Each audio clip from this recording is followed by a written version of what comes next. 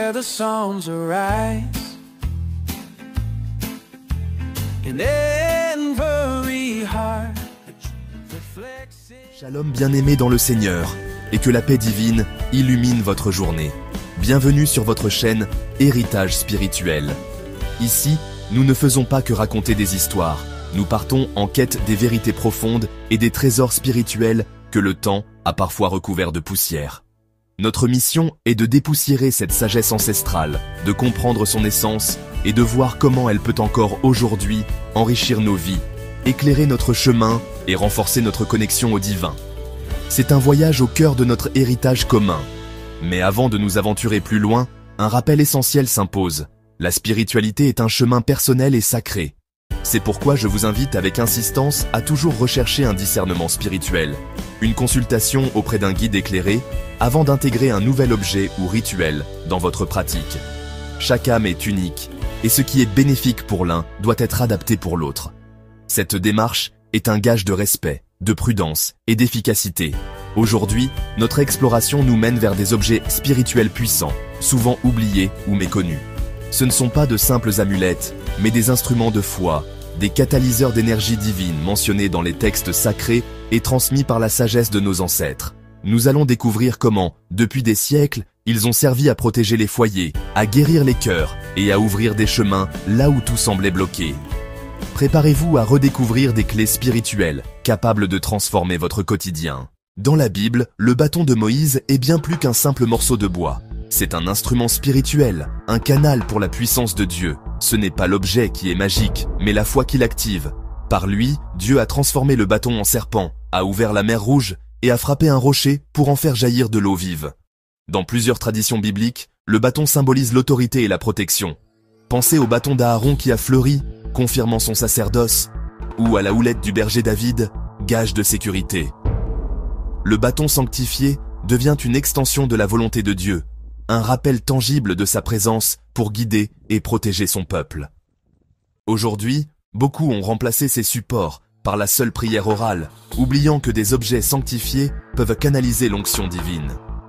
Un objet consacré par la foi n'est pas une idole, mais un point d'ancrage, un rappel que Dieu peut infuser sa grâce dans le tangible pour fortifier notre foi et nous rapprocher de lui.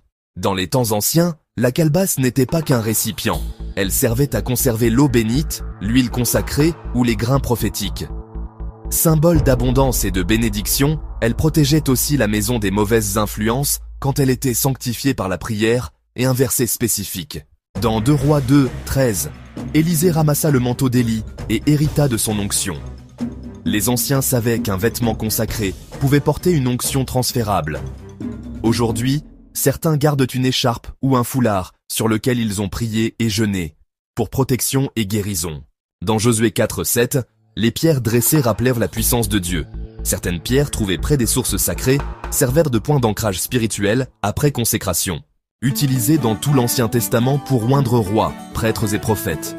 L'huile représente la présence du Saint-Esprit et la protection contre les attaques invisibles. Bien-aimés, il est crucial de comprendre que ces objets ne relèvent en aucun cas de la superstition.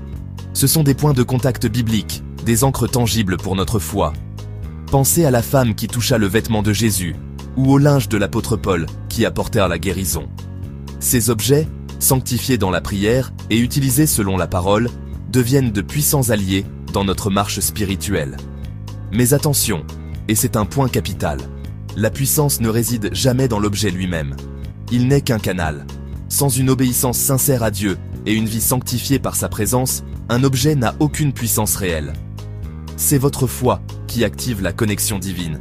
C'est votre cœur tourné vers le Père qui permet au Saint-Esprit d'agir à travers ses supports.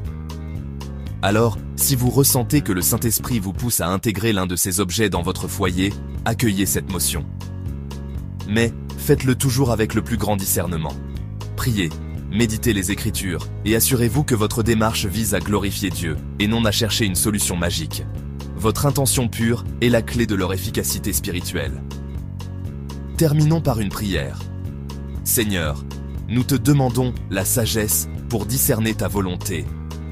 Sanctifie nos cœurs et nos maisons, et que chaque support de foi soit un rappel constant de ta présence et de ta puissance.